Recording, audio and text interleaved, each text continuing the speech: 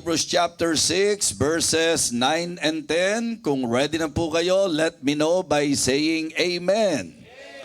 Okay, kaya ko po tinatanong, kayo po ang babasa ng ating teksto bago ko po ulitin sa ikalawang pagkakataon. So, congregation, please read our text, Hebrews chapter 6, verses 9 and 10. Ready, begin.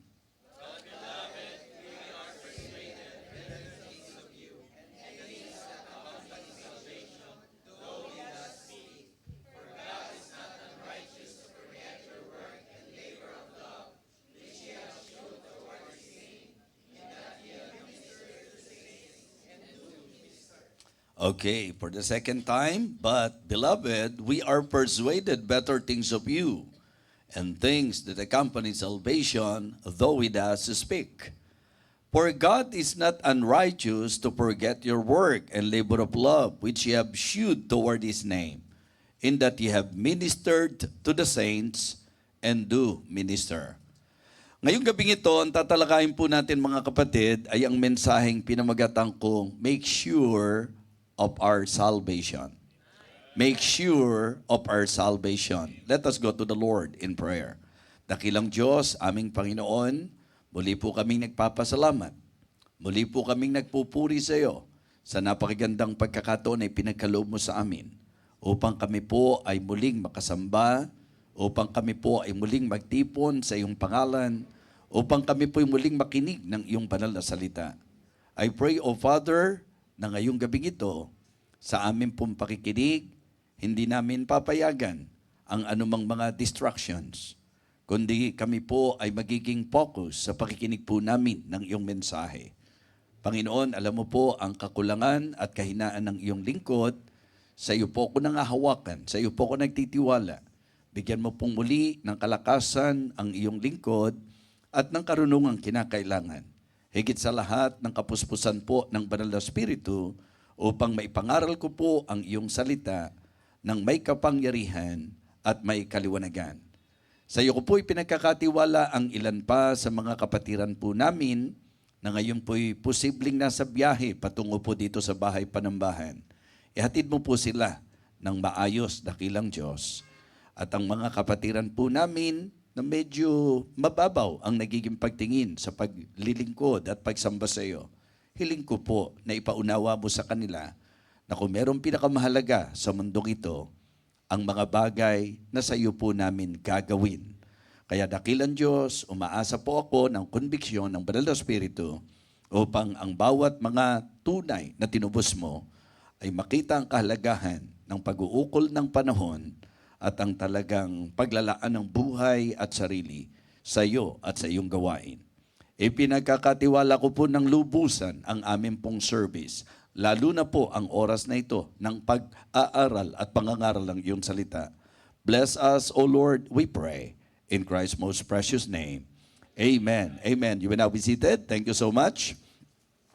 Sa mga kasama natin sa online, binabati po namin kayo sa pangalan ng Panginoon. And we are very happy na kasama namin kayo ngayon sa ating pong pag-aaralan. Mga kapatid, mga minamahal, masasabi po natin that one of the most important teachings na nasa Biblia po ay ang turo patungkol sa kaligtasan. Hindi ko po sinasabing hindi mahalaga ang maraming turo. I believe, alam nating lahat na lahat ng turo sa Bible mahalaga. But we cannot deny the fact na ang turo ng kaligtasan ang isa sa pinakamahalagang turo ng Biblia. At ito ang reason kung bakit hindi tayo dapat mamali sa katuroang ito. Ito ang reason kung bakit dapat tayong magabayan properly and accordingly sa itinuturo po ng Bible patungkol sa paksang ito. Ang Hebrews chapter 6 po ang isa sa chapter na kung saan naging kontrobersyal sa marami. Dito po nagkaroon ng tinatawag na debate, mga ilang talastasan, pagtatalo, ilang mga kung saan, mga kapatid, confusion din sa bahagi ng ilan.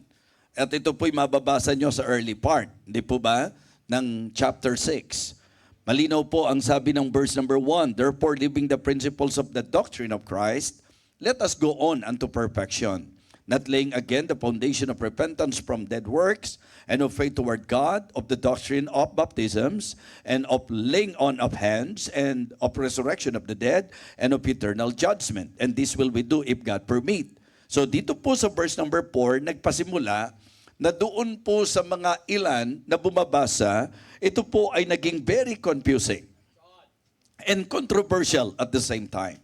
Because according to verse number 4, for it is impossible for those who were once enlightened and have tasted of the heavenly gift and were made partakers of the Holy Ghost and have tasted the good word of God and the powers of the world to come, if they shall fall away, to renew them again unto repentance, seeing they crucified to themselves the Son of God afresh and put him to an open shame. For the earth which drinketh in the rain that cometh oft upon it, and bringeth forth herbs meet for them by whom it is dressed, receiveth blessing from God. But that which beareth thorns and briars is rejected, and is nigh unto cursing, whose end is to be burned. At dito po ipinasok ni nung writer, but beloved, we are persuaded better things of you. Meaning, tumukoy na po siya doon sa mga totoong ligtas, sa mga totoong mananampalataya, kakibat ang inaasahan po sa mga totoong mananampalataya. So, sige po, nakaka-confuse, sige po, merong masasabi nating parang komplikadong pahayag sa pick-up at reception ng marami. Maaring ito po, ayon sa ating nakikita, controversial, pero ang gusto kong i-definite sa inyo, yung pong ipinunto ng verse number 9, na nung tukuyin na po ang mga totoong ligtas, ang sabi po, but beloved, we are persuaded better things of you, and things that accompany salvation, though we thus speak. For God is not unrighteous to forget your work and labor of love, which ye have shewed toward His name, in that ye have ministered to the saints and do minister. At dito ko po gustong dalin ang bawat isa sa atin. Dito ko po gustong mag-focus po tayo. And again, ang challenge po natin ngayong gabing ito is for us to make sure of our salvation. Mga kapatid, mga minamahal, meron pong ilang bagay na gusto ko pong pansinin po natin sa usaping ito. Ano ho? Number 1, yung truth that assures our salvation. Yung mga katotohanan na tumitiyak ng ating pong kaligtasan. So kaya, kumbaga, bakit kailangan nating magulo? Bakit kailangan nating makonfuse kung meron namang klarong-klarong turo ang Bible tungkol po sa paksa ng kaligtasan? So napakahalaga po na ating bigyang pansin, una sa lahat, yung pangako. Okay? The promise of God. Concerning salvation, ang tinatalakay po natin is truths that assure, di ba? That assures our salvation. Una, the promise of God. Ito naman, alam na po ng marami sa atin. Ang isa sa akin pong lagi ginagamit, at sabi ko nga po, it is good for us to again and again, naririnig natin ito para maging everyday knowledge po natin. Ang ibig sabihin, upang magkaroon na tayo ng kasanayan, na parte na ng ating pong unawa, parte na po ng ating knowledge, ito pong mga bagay na ito. Okay? Ang una po is about the promise of God. Sa John chapter 10 verse number 28, ang ipinangako po sa totoong ligtas, ang katotohanan po sa ating pong kaligtasan, ang pangako ng Diyos, ang ibinigay niya sa atin, eternal life. Okay? And I give unto them eternal life. And they shall never perish, neither shall any man pluck them out of my hand. So ito po ang isang tinutungtungan natin sa katotohanan patungkol po sa pagtiyak ng ating kaligtasan. Ang ibinibigay sa isang totoong naligtas ay buhay na walang hanggan. Ang pangako, buhay na walang hanggan. Yes, it is good to really see and understand that eternal life, that salvation, ito po ay promise ng Diyos. At ang pangako niya, hindi kailan paman mapapahamak. and they shall never perish. Ang isa pa po na magandang panghawakan natin tungkol sa usapin ng pangako ng Diyos, yung sinabi po sa Titus chapter 1 and verse number 2. Titus chapter 1 and verse number 2. Kung inyo pong mabibigyan ng pansin po yan, ang idinidiin po dyan, ito po yung Diyos na hindi nagsisinungaling. Amen? So, yun po ang napakagandang mabigyan natin ng pansin sa binanggit po ni Apostol Pablo. Ang pinag-uusapan din po at ang konteksto po, mga kapatid, doon po sa sulat na ito ni Apostol Pablo sa Titus chapter 1 and verse number 2, in hope of eternal life, which God that cannot lie, anong sabi? Promised before the world began. Alam po natin ang usapang katotohanan bago pa ang sanglibutang ito. Ang ating pong salita ng Diyos na pinangahawakan, alam nating ang Diyos ang may akda at lakip ng kanyang salita ang pangako patungkol sa buhay na walang hanggan. Okay? Now, the reason why meron tayong assurance sapagkat ang nangako hindi nagsisinungaling. Diba? Ang nangako ng kaligtasan ay Diyos na hindi po nagsisinungaling. So, ang assurance po natin, hindi po ito nakasalalay sa pakiramdam natin. Okay? Alam nyo naman po yan, na kapag ka ang naging saligan ng kaligtasan na yung ating pakiramdam, mga kapatid, napaka-unreliable ng ating pakiramdam. Napaka masasabi po nating hindi po mapangahawakan ang ating pakiramdam. May mga pagkakataon po tayo na maganda pakiramdam natin. Ngayong gabi, kamusta mga pakiramdam po ninyo? Huh? Para kayo nag-basketball ng buong araw. Diba? Anong pakiramdam po natin? May mga pagkakataon na kung mood ang pag-uusapan natin, sometimes, parang, alam niyo po yun, para bang nandito tayo, pero para wala tayong gana, wala tayo sa mood. Nangyayari po yan. Di po ba? Nangyayari po yan. Pero mga kapatid, ang kagandahan sa usaping kaligtasan, hindi siya nakadepende sa kung ano ang pakiramdam mo. Pag totoong nanampalataya ka, ang pangako ng Diyos sa iyo, buhay na wala hanggan. At ang sabi po again ng Titus chapter 1 and verse number 2, in hope of eternal life which God that cannot lie, promised before the world began. So, yun po ang ating katotohanan na talagang masasabi nating pangahawakan sapagkat ito yung katotohanang tumitiyak sa ating pong kaligtasan, ang pangako ng Diyos. Amen? Ang pangako ng Diyos. Tatandaan mo to, hindi nakadepende ang ikaliligtas mo at ang kaligtasan mo sa pangako mo. Diba? Kasi maraming pagkakataon yan na nangako tayo, pero kamusta ang ating pangako? Pagka nga may mga pledges lang at saka commitment May mga nagko-commit, may nangangako Diba? Halimbawa lang po, nag-anniversary tayo. So wala akong alam dito, pero posible po na nangyayari yan. Na merong nag-commit, merong nangako. Ang tao po mga kapatid sumasablay. Ang tao po mga kapatid bumibigo. Ang tao po merong mga pagkakataon mga kapatid na meron tayong ipinangako, hindi natin tinutupad. Pero ang Diyos ay hindi nagsisinungaling at hindi sumisira sa kanyang pangako.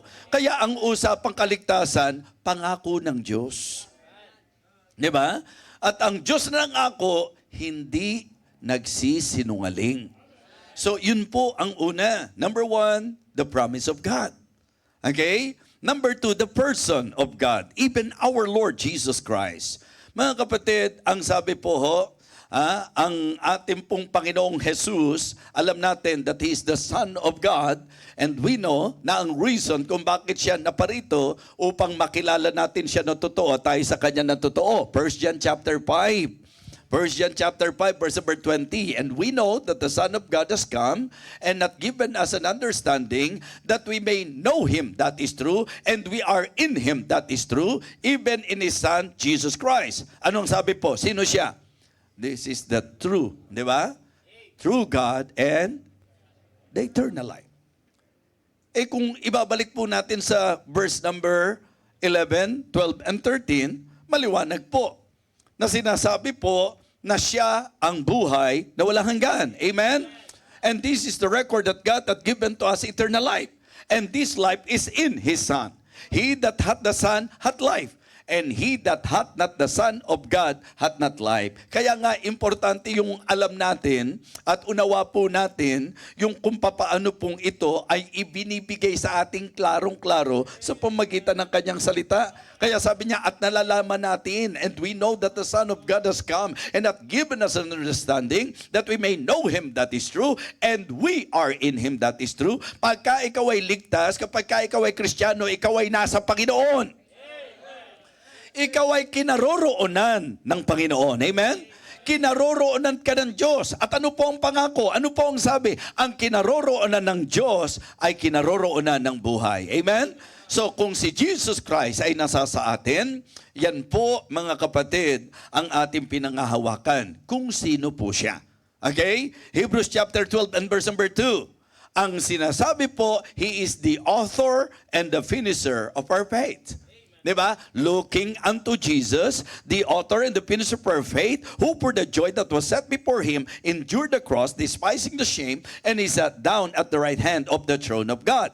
Sa John chapter 19 and verse number 30, bahagi po ng kanyang 7 huling wika. Sa ika-6 na wika, ang sabi po niya, it is finished. Amen?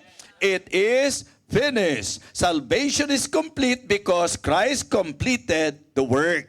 Ibig sabihin, hindi ang kahit sino, kundi siya mismo ang gumanap. Siya mismo ang gumawa. Mga kapatid, I do not know. Kung nanonotice nyo po na very particular ako, kasi meron po ngayon na kahit sa circle ng mga Baptist, nagpe-present po ng nakaka-confuse na mga pagpapahayag. Diba? Ang ibig ko pong sabihin, ang usapang pananampalataya, ito niliwanag ko po, na ang sinasabi po kasi ng marami, pati ang pananampalataya natin, hindi atin yan, regalo ng Diyos yan sa atin. Diba? At doon po, medyo gumagawa po ng mga sariling paliwanag. Tatandaan nyo po, nung sinabi pong, for by grace are ye saved through faith, and that not of yourselves. Nung sinabi pong, it is the gift of God. Listen to this, baka kala nyo ngayon memorize yung talata, areglado na. You should know how to rightly dividing the word of truth. Nung sinabi po yan, ang issue ngayon, nung sinabi pong it is the gift of God, ano po yung tinutukoy doon? Yung eternal life ba o yung faith? Kasi ang sabi roon, di ba? For by grace are ye saved through faith. So kaya ang pinupunto nila, through faith. It is not of yourself. It is the gift of God. Kaya doon pa rin sila tumutukoy na yung sinasabing, for by grace are you saved through faith, dahil ang kaligtasan daw po, through faith, it is the gift of God. So yung gift daw po, yung faith. Ang topic po, for by grace are ye saved. So ang issue, yung salvation. For by grace are ye saved through faith. Sinasabi po na yung kaligtasan through faith. Pero ang regalo, yung kaligtasan. Saan natin makikita? Di doon sa simpleng-simpleng talata na bata pa lang tayong Kristiyano, alam na natin, Romans 6:23, for the wages of sin is death, but the gift of God is faith. Eternal life. Now, the reason why we need to be equipped, brethren, because sad to say, mga kapwa natin Di ba? Mga kumbaga, kapamilya Nasa sirkulo Di ba? At nagsisirko ang katuruan, mga kapatid. Di ba? So, it is very important to make sure of our salvation, and I am telling you, ang gift ng Panginoon, yung eternal life. Ang gift ng Panginoon, yung salvation. At ang salvation, by grace through faith. Naintindihan nyo po? Ngayon, saan nanggaling yung faith? Faith cometh by hearing, and hearing by the word of God. So, ibig sabihin, ang pag-usbong ng pananampalataya ay dahil po sa pakikinig ng salita ng Diyos. So mga kapatid, iniliwanag sa atin ng banal na kasulatan na ang pananampalataya ay nagmula sa pakikinig sa salita ng Diyos. So kaya very definite tayo na kung ang pag-uusapan salvation is God's gift. Diba? So, importante po na ito ay intindido po natin mga kapatid. Kaya para sa akin, it is good to be reminded that when it comes to salvation, makinig kayo mabuti. I do not know kung nakikita nyo na very particular ako sapagkat ang iniisip ng ilan sa usapang pananampalataya, may bahagi tayo sa ating kaligtasan. No! Gusto kong maging klaro sa lahat. Ako po ay 100% agree na ang 100% work of redemption, yung 100% work of salvation, 100% lahat ng yan, wala tayong parte, wala tayong bahagi, gawa ng Panginoon yan. So kaya ang kaligtasan, yung eternal life, wala kayong kontribusyon doon. Wala akong bahagi po doon. 100% yan. Yung eternal life, gawa ng Diyos yan. Walang pagtatalo doon. At ito po ngayon, ini-offer as gift. Diba? Ngayon, yung pagtanggap, di may bahagi ka kasi tinanggap mo eh. Ibig sabihin, kung di mo tinanggap, hindi ka ligtas. So nasa iyo ang ikaliligtas mo. Napaka foolish argument. Diba? Ang gusto ko pong sabihin, maliwanag yun eh. Na yung 100%, kumbaga sa bahay, itinayo ang kumpletong bahay. Nung ibinigay sa iyo, hindi po yan naging bahay dahil tinanggap mo. Kaligtasan na po yan. Tanggapin mo o hindi, eternal life po yan. Pero yan, mapapasayo dahil tinanggap mo. Di lalabas, nasa choice ng tao. Di kung hindi niya piliin, di nasa kanyang ikaliligtas niya. Diba? Mga kapatid, mga minamahal, sinasabi ko po ito sapagkat nung nakaraan, diba, sa tinatayuang pananampalataya ng Baptist, ang paniniwala po natin, hindi tayo magkakakontra. Ang totoong Kristiyano dapat maniwala at manampalataya that our God is sovereign. Diba? All of us should believe the sovereignty of God. It is just the understanding sa usapan ng sovereignty. Kasi pag sinabi natin God is sovereign, ang ibig sabihin, siya ang masusunod. Yung kapasyahan niya ang masusunod. Kaya nga ang tanong ko po, sino lumikha ng tao? Paano nilikha ng Diyos ang tao? Robot ba? Robot? Diba? So nung sinabi nating nilikha niya ang tao, paano niya nilikha ang tao? Sino po ang nagdisenyo na ang tao may will? Hindi ba ang Diyos? Therefore, sa pagpapasya ng tao, ang nasunod yung disenyo ng Panginoon. Paano mo ngayon sasabihin na yung tao ang nasunod? Diyos ang nagdisenyo na ang nilikha niya, yung tao na pipili, magpapasya, mga kapatid. Kaya napakahalaga po ngayong gabi na maintindihan po natin ng medyo may lalim ng kaunti. That as Christian, we believe that 100% work of salvation, wala tayong bahagi, gawa ng Diyos yan, kompleto na po yan, wala kang idadagdag, sa pananampalataya, tatanggapin natin.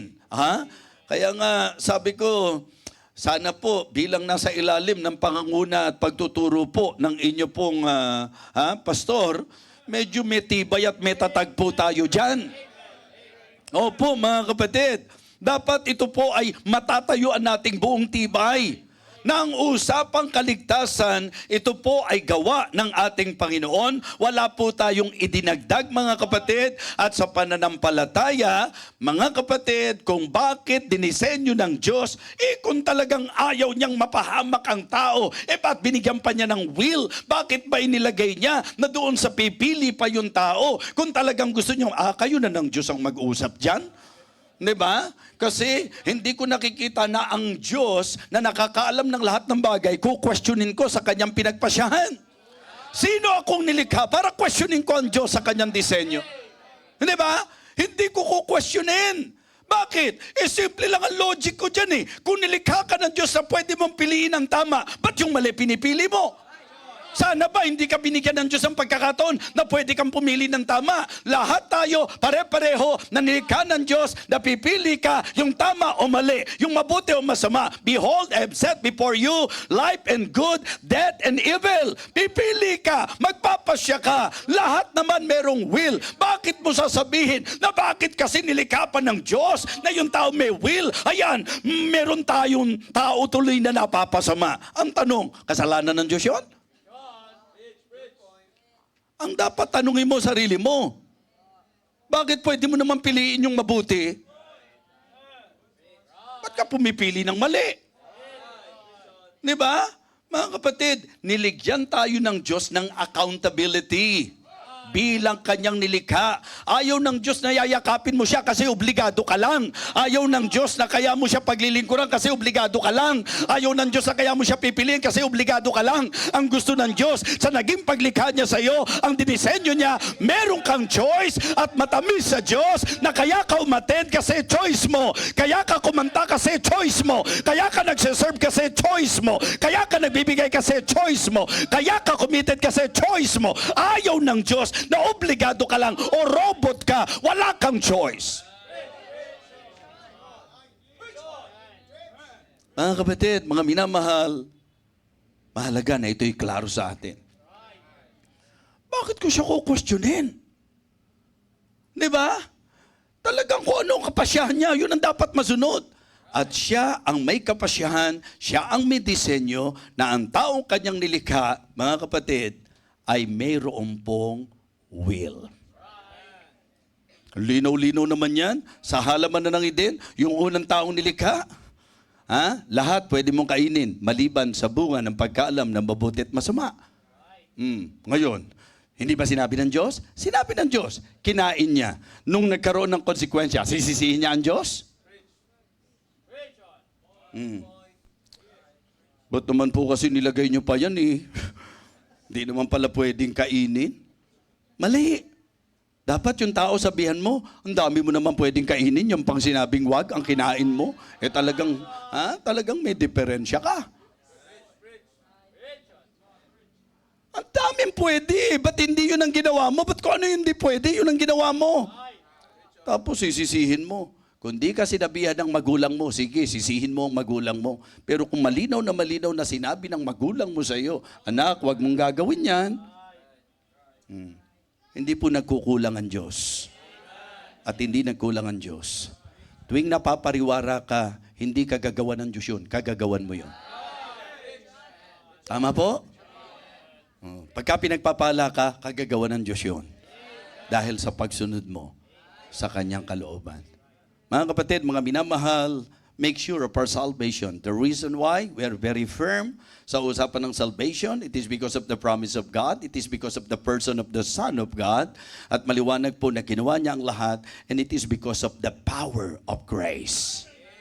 It is because of the power of grace. Yun na po yun eh. For by grace are ye saved. Diba? Ba't natin na pangahawakan ligtas si Poy? Kasi Poy, by grace are ye saved. For by grace are ye saved through faith, and that not of yourselves. Mga kapatid, hindi po dapat, maganda to eh, basahin niyo po yung Romans chapter 11. Ayan, Romans chapter 11, verse number 6. May mga pagkakataon po na medyo gusto nating nagbibigay ng ilang mga pagpapahayag sa idea po nung medyo magpapatibay ng ating pong tayo, paninindigan, at medyo magpapalalim ng ating kaalaman. Pansinin niyo po sa usapang grace and works. Para magkaintindihan po tayo. Lalo na sa konteksto ng justification. Sa konteksto ng salvation. Tingnan niyo po ang sabi ng verse number 6. And if by grace, then it is no more of works. Otherwise, grace is no more grace. But if it be of works, then it is no more grace. Otherwise, work is no more work. Mga kapatid, simple po. Pag sinabi mong grace, hindi yan works. Naintindihan niyo po? So kaya po importante yung pong ating pong naiintindihan na ang salvation natin, it is because of the power of grace. Di po ba? So ang usapan ng ating pong katotohanan na tumitiyak sa ating kaligtasan is the promise of God, the person of the Son of God, and the power of grace. Di ba? Tingnan niyo po ang linaw-linaw. Grace and works do not mix. Assurance stands on grace alone. Amen? Ang assurance, nakatayo yan sa biyaya lamang ng Panginoon. Kaya atin pong magandang panghawakan yan, mga Kristiyano. Amen? And then, the preservation of God. Diba? Maganda rin po na maintindihan natin ang sinabi po ng sulat ni Apostol Pedro. 1 Peter chapter 1. 1 Peter chapter 1 and verse number 5. Nakakasunod po kayo? Okay. Ang sabi po, malinaw na malinaw, who are kept by the power of God through faith unto salvation, ready to be revealed in the last time.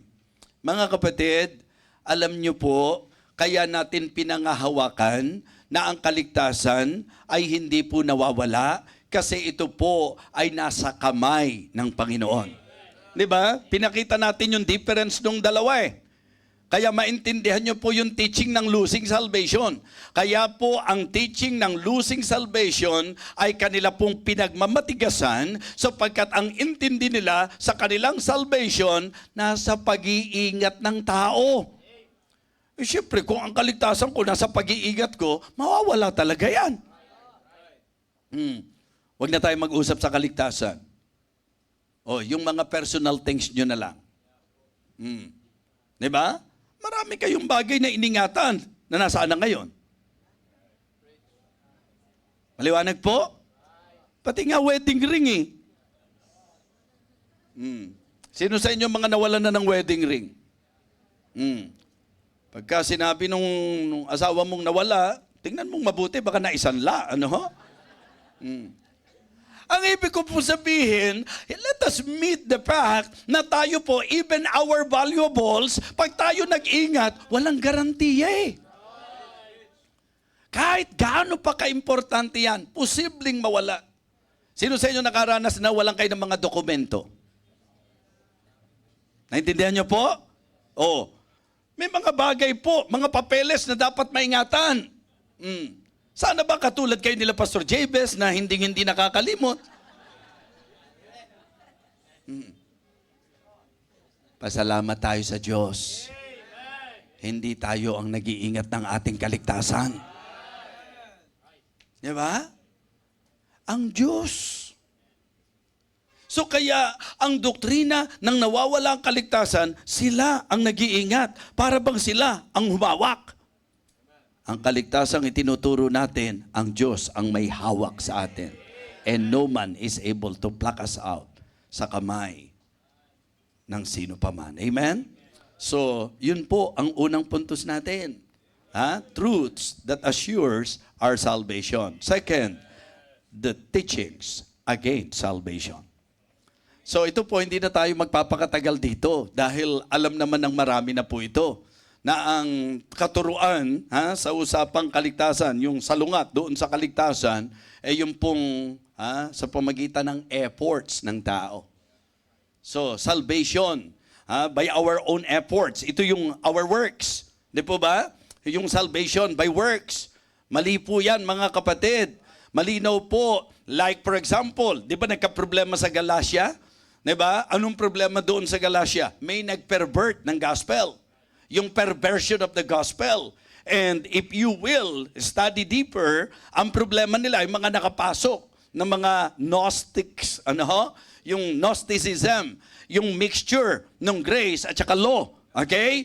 At ang isa sa pinupunto po nila sa chapter 2, magkakaroon tayo ng idea na pinalalabas nila na yung gawa ng ating Panginoon hindi enough. Okay? Kailanman hindi tayo sasang-ayon doon. Because we believe na ang ginawa ng Panginoon ay sapat. Amen?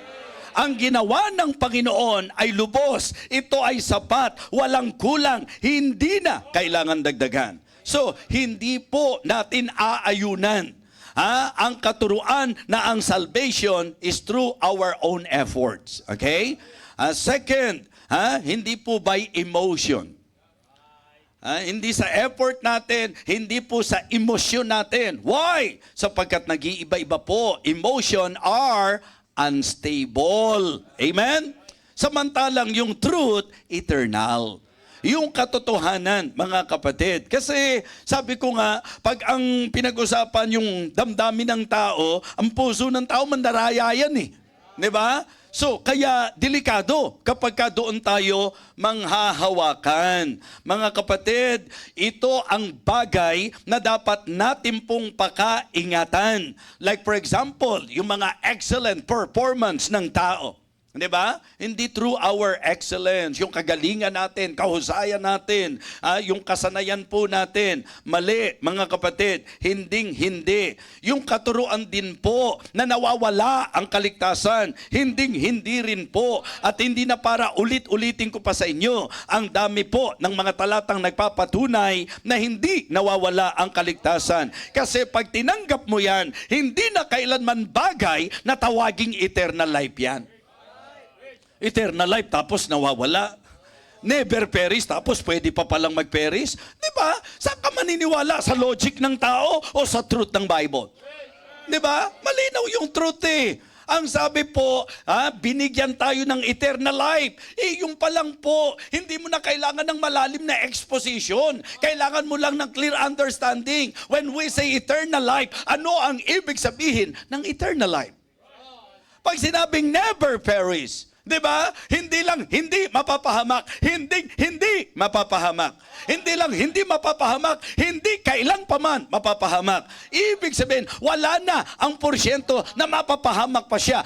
Dudugtungan nila. Ibig nyo sabihin, kahit magpakasama, kahit magpakaloko, kahit na magpakagulo-gulo ang buhay, basta naligtas, yun na, dahil may eternal life, dahil hindi na talaga mawawala yung kaligtasan. Ganun ba? Mga kapatid, dinugtong nila yun. Di natin tinuro yun. Kasi ang tinuturo din natin, point number 3, things that accompany salvation. Okay, number 1, truth. Diba? Truth that assures our salvation. Pangalawa, teachings. Diba? Against salvation. Pangatlo po, things that accompany salvation. Okay? So, kaya mga kapatid, mga minamahal, yung pong salvation without repentance, talagang para sa akin po, palpak yun, mali po yun. Diba? So, ang ibig ko pong sabihin, kinakailangan po yung tao, makilala muna niya kung sino talaga siya. That we are completely, mga kapatid. Yes, I believe na depraved po tayo. And that is the reason why we need to admit that we need God in our lives. Amen? So, tingnan po natin. Mahalaga po yung things that accompany salvation. Ito po ang nais nating bigyang diin sa sinabi po ng teksto natin. Diba? Medyo mako-confuse tayo. Kapag ka ganoon, paliwanagan dito, paliwanagan doon. Sinabi ko na po sa inyo, una, imposible. Napaka-questionable na nagsasabing ligtas, nagsasabing na nagkamit ng banal na spirito, pero yung mga buhay, questionable. Sabi ko po, yun po ay usaping doktrina. Dapat ma-identify natin o kaya ma-address po natin ano ba ang usapan. Ang usapan ba doktrina o yung buhay ng tao? Di ba? Ang nangyayari kasi, buhay ng taong may problema, yung doktrina ginugulo mo. Yung doktrina ang nililito mo, ang kino-confuse mo. The doctrine is clear, the doctrine is firm, the doctrine is definite. Ang questionable, yung buhay. Hindi tayo nagtuturo na pagka sinabi ng taong ligtas siya, ligtas siya. Hindi tayo nagtuturo ng ganon. Diba? Hindi lang tayo po pwedeng maging judge ng tao. Na kapag ka sinabi niyang save siya, hindi ko sasabihin, sa tingin ko sa iyo, hindi ka save. Sino ko? Hindi naman ako all-knowing eh. So kaya dito ngayon pumapasok, yung mga ilan naman na talagang close-minded. Pag nagtuturo ka ng things that accompany salvation, sasabihin naman sa iyo, di by works din, dahil kung di pala makikita yan, lalabas, hindi ligtas. Di ibig sabihin, by works din kayo. Mali ang understanding. Kasi we already established that salvation is not by works. Diba? Pero dapat maintindihan din natin na ang true salvation may manifestation. Sasabihin ng mga debater, sasabihin ng mga, ibig sabihin, kung di makita yung manifestation, hindi na siya ligtas? Actually, hindi nga natin masabing hindi ligtas, questionable. Diba? Kasi sino ba ako? Sino ba ang kahit sino sa atin? Mga kapatid, hindi naman po natin talaga maiiwasan na may magduda kapag ang isang tao nagsasabing ligtas, pero kailangan pinipilit mong umattend. O kaya, ang bigat sa puso. Yung iba nga patakas pa eh. May ganun bang ligtas? Di ibig mo sabihin, nawala na kaligtasan niya. Hindi ko sinabing nawala. Nagtatanong lang ako, ligtas ba talaga? Kasi ang alam nating ligtas, may delight sa salita ng Diyos. Ang alam nating ligtas, may appetite sa mga bagay ng Diyos. Kung wala kang gana pagka para patungkol sa Diyos, medyo maintindihan mo naman ako na medyo mag-iisip ako. Kasi pag Biblia tinanong mo, but beloved, we are persuaded, better things of you, at ano raw po yun? Things that accompany salvation. Sino sa inyo ang medyo nagigilty pag hindi nakaka-attend? Bakit kayo nagigilty?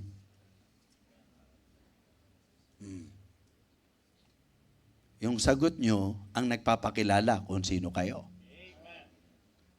Alam nyo, ang questionable, yung hindi mo na nagagawa ang kalooban ng Diyos, hindi ka pa rin nagigilty. Kalokohan na ginagawa mo, hindi ka pa rin nagigilty.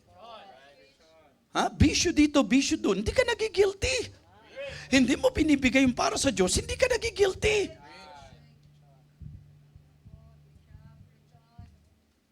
Alam niyo ang turo natin dyan? Conviction. Kaya minsan, di ba, naiisip mo, may nagsabi kaya kay pastor?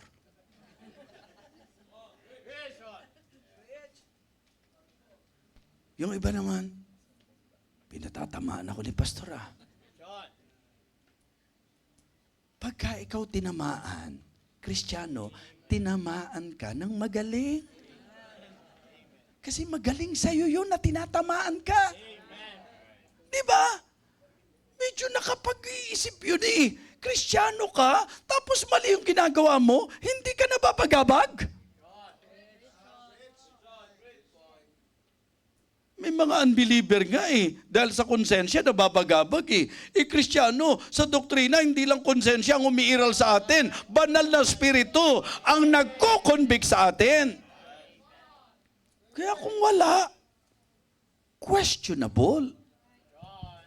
Kaya hindi ako namumroblema sa sinabi ng Hebrews chapter 6 Yung pong sinabi ng Hebrews chapter 6, nagiging komplikado lang naman ito doon sa ang mga takbo ng isip, yung pinagpapalit po yung issue ng doctrine at issue ng buhay. Mga kapatid, tatandaan nyo, yung pong doktrina, tiyak. Pero yung professor, yung professing Christian, yung mga nagpo-profess na saved, yun ang wala naman tayong katiyakan Di ba? Hindi naman po pwedeng porke yung muka, hindi ka tiwa-tiwala, sasabihin natin, di ba, yung mukha mo pa lang, malabong sabihin mong save yan. Paano kung talagang, ganun talaga ang mukha niya? Hindi naman po pwedeng ang kaligtasan, didepende mo sa itsura ng mukha. Tama? Mga kapatid, buhay, hindi mukha. Amen? Yung pamumuhay, hindi yung pagmumukha. Meron talagang gifted na gano'n na ang mukha niya, mga kapatid. Kumbaga, fix na yun. Kumbaga, platada na yun, mga kapatid. Talagang, kumbaga So dito po, ang magandang makita natin, kaya ako sinasabi yan, meron kasing mga basher na puputol lang sasabihin mo, tapos yan ang palalabasin. O tingnan nyo, talagang kapag ang pinag-usapan, kaligtasan, sa kanila kailangan, patutunayan nila, gagawa sila. Mga kapatid, hindi mo nga kailangan eh. Alam mo kung bakit? Kasi pag save ka, hindi ikaw ang gagawa. Philippians chapter 2, for it is God which worketh in you. Amen?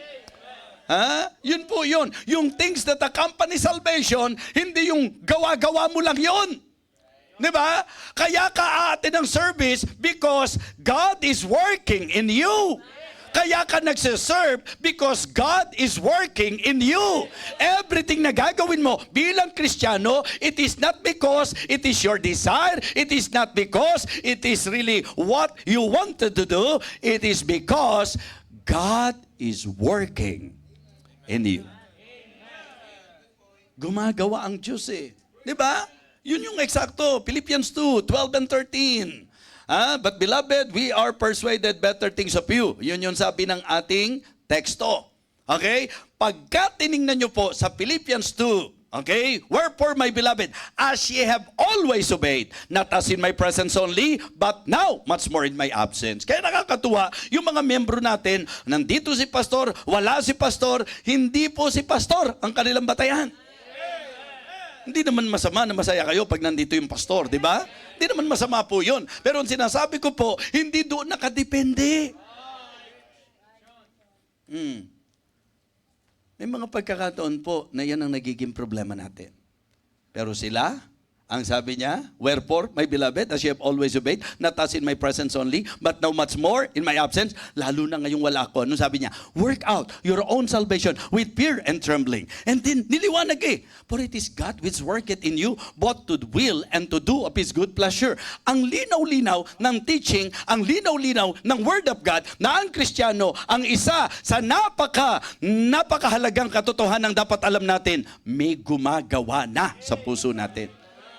Kaya pansinin niyo po. Di ba? Kung tatanungin niyo natural na tayo, mas masarap na linggo mamasyal kaysa sa nasa church. Mas masarap mag-mall kahit walang pera. Di ba? Kaysa sa nasa church. Yung natural na tayo. Pero because God is working in us, siya yung may kagustuhan ito. For it is God which worketh in you both to will and to do of His good pleasure. At talagang kaya, katibayang masayang ginagawa mo yan, do all things without.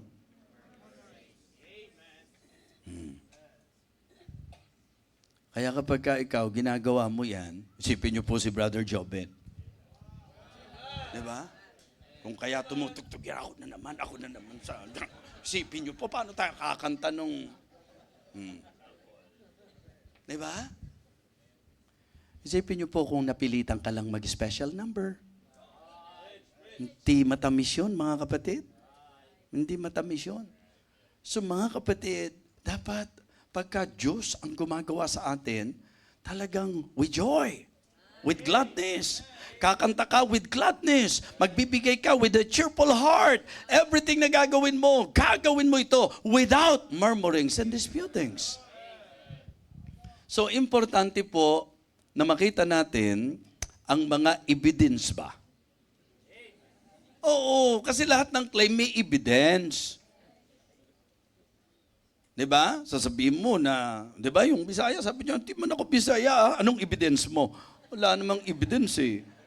Diba? Kaya, wag mong ipilit. Yun po mga kapatid. Christian ka eh, anong evidence? Anong patunay? Diba? Nakaranas ako eh. May nag-bash nung mensaheng tungkol sa ganito, nang itinuturo ko daw, kapag kaligtas, dapat daw, ganito yung eksaktong, tapos, nilagyan na niya ng kanyang pangsariling doon. Di nakadepende pa rin sa inyo kaligtasan nyo. Mga kapatid, dinidiin nga natin na hindi sa atin nakadepende ang kaligtasan. Ang ipinupunto natin sa turo ito ng Bible, hindi naman ako nagturo nito na merong things that accompany salvation. talata na yan hahanap ka pa ng iko-kontra mo dyan. Mga kapatid, kaya yung pagbabago ng buhay, di ba? Yung pong change life, napakaganda po na ito ay ating godly changes, ang tawag natin dyan. Yung makadiyos na pagbabago, yung growing love, amen? Yung growth, yan ay patunay din. Yung godliness, yung growth, mga kapatid, and then, good works. Diyan na pumapasok yung good works. Diba? So, tingnan nyo po, yung talata natin, sabay-sabay. But beloved, we are persuaded, better things of you. Ano raw po? Things that accompany salvation, though we does speak. Tapos, ano na itinugtong? For God is not unrighteous to forget your work and labor of love, which ye have shewed toward His name, in that ye have ministered to the saints and do ministers. Mga kapatid, kaya isang bagay na po pwede nating maging pagsusuri din. Tingnan natin, di ba? Yung resulta, yung outcome, yung evidence, yung dapat patunay, yung pong things that accompany salvation, godliness, growth, mga kapatid. Amen? Yun po ang mga bagay na dapat mabigyan ng pansin. At yung pong good works. Yung ating mga patutuo na tayo ay mga Kristiyano. Amen? Ang sabi po, let your light so shine before men that they may see your and glorify your Father which is in heaven. I hope and I pray na talagang bawat isa sa atin, tiyakin natin. According to the teaching of God's Word, make sure of our salvation. Tumayo po tayong lahat.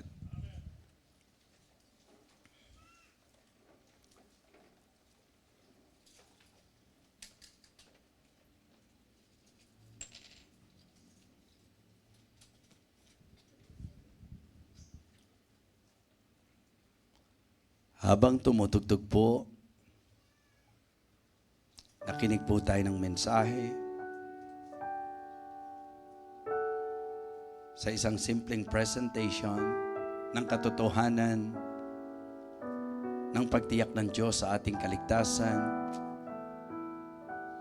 sa niliwanag ng mensahe ng mga katuruan ng salungat sa usaping kaligtasan,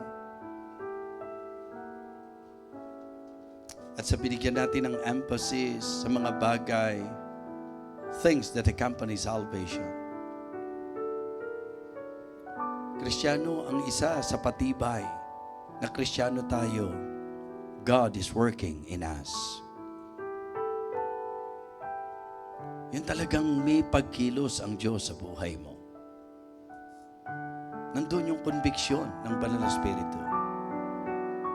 Ito po yung naglalagay sa puso natin ng pagnanais nung ating pong kagalakan na sambahin siya, paglingkuran siya. Ito ang dahilan kung bakit kahit ang layo-layo ng lugar mo, talagang kagalakan mo na siya'y sambahin. Ito ang dahilan kung bakit hindi naman ganun kaginhawa o kasagana ang buhay mo, pero talagang desire ng puso mo na siya'y paglingkuran. Hindi ka para maligtas, kundi dahil sa ikaw ay totoong ligtas. Ngayong sa daling ito, sa pagtatapos po natin, I believe napakaganda po na tayo po ay magpakababa sa harapan ng Diyos. Hindi tayo nagmensahe nito para pagdudahan mo ang iyong kaligtasan. Ibinigay natin ang mensaheng ito upang ang bawat isa po, sa ating pagtiyak ng ating kaligtasan, maganda po na nagkaroon tayo ng pagsusuri. And if through this message, you realize that there are things in your life na dapat sana igiya mo sa kung ano ang direksyon ng Panginoon bilang Kristiyano, dapat iyon ang masunod. Sa anumang paraan na kumilos ang Panginoon sa iyo ngayong gabi, kapatid, ang altar ay bukas upang ikaw ay makipag-ugnay sa Kanya.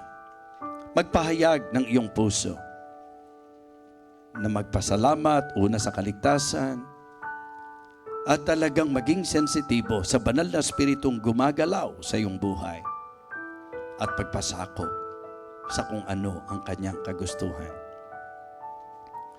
Conviction of the Holy Spirit, isa po yan sa masasabi po nating pagpapatibay na tayo po ay Kristiyano. Ang pagbagabag ng banal na Espiritu, ang paggabay ng banal na Espiritu, ang pagkilos ng banal na Espiritu. Ngayong gabi, mga Kristiyano, sa ating pagtiyak ng ating kaligtasan, it is always good na tayo po ay magkaroon ng katapatan sa ating mga sarili. Gracious, loving Father, thank you for talking to us tonight. Thank you for your word. Thank you for the clarification. Thank you for this enlightening message, O God. Lord, I pray na sa doktrinang ito na aming tinalakay, ang bawat isa po ay nagkaroon ng pagsusuri sa mga sarili. Nawa nakita namin ang tibay ng turo ng Biblia na ang kaligtasan ay hindi nawawala. At ang tunay na kaligtasan ay may kapahayagan. Mayroon pong mga patunay dakilang Diyos. Hindi dahil sa ito kami, kundi ito ang gawa ng Diyos sa amin. Thank you, Lord. Thank you so much.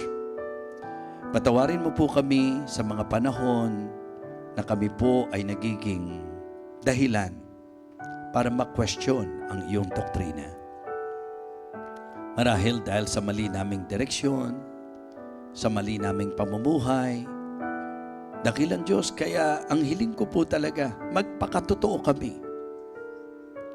Talagang tiyakin po namin na kami ay ligtas ayon sa turo ng Biblia. Hindi ayon sa nararamdaman namin, hindi ayon sa usapin at pamantayang tao, kundi ayon sa malinaw na turo ng iyong salita. Dakilang Diyos, salamat sa Biblia. Salamat sa salita mo na talagang aming pundasyon at aming batayan sa usapin ng buhay pananampalataya at usapin ng buhay katuruan. Thank you so much. May you bless each and every one of us, O God. Nawa, nakatulong po sa amin ang mensahe.